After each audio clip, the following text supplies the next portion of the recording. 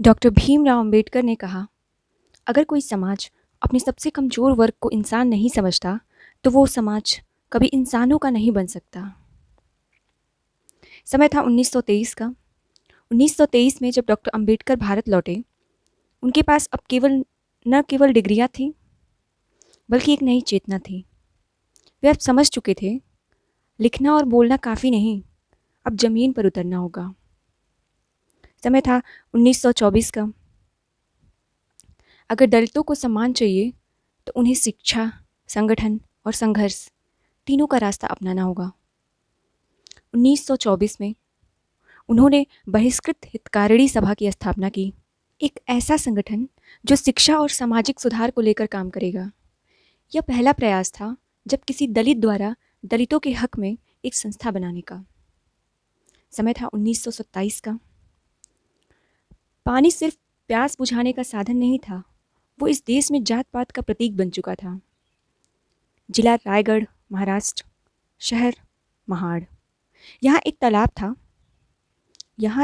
था, चावदार तालाब, जो नगर पालिका का था, यानी सार्वजनिक। लेकिन दलितों को उसमें से पानी पीने की इजाज़त नहीं थी। डॉक्टर अंबेडकर ने घोषणा की, हम वहाँ जाएंगे, तालाब से पानी पिएंगे और पूरी दुनिया को बताएंगे कि हम बराबरी से जी सकते हैं।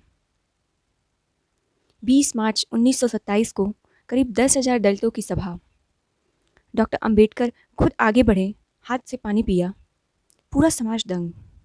ऊंची जातियों ने इसे पानी का अपवित्र होना कहा। लेकिन एक सवाल गूंज चुका था, अगर हम इंसान हैं तो हमारे लिए पानी क्यों अलग?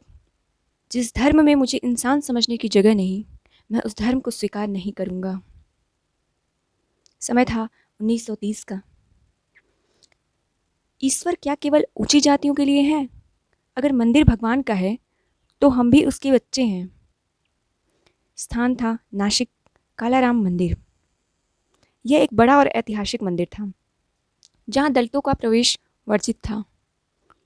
डॉक्टर अंबेडकर ने 1930 में हजारों लोगों के साथ वहाँ सत्याग्रह किया। यहाँ प्रमुख बातें थीं कि आंदोलन जो है वो कई महीनों तक चला।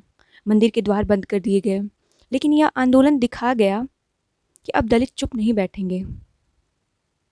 इन्हीं आंदोलनों के दौरान डॉक्टर अंबेडकर ने अपनी सबसे प्रसिद्ध पंक्तियाँ दी, be educated, be organised and be agitated.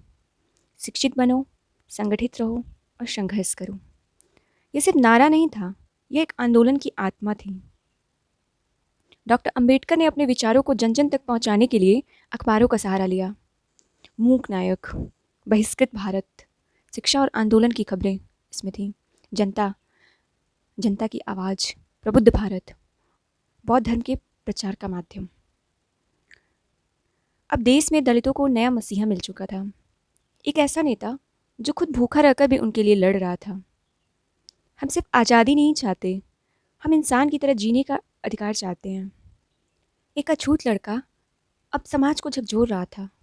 तालाब का पानी हो या मंदिर का दरवाज़ा, हर जगह क्रांति की आवाज़ गूंज रही थी।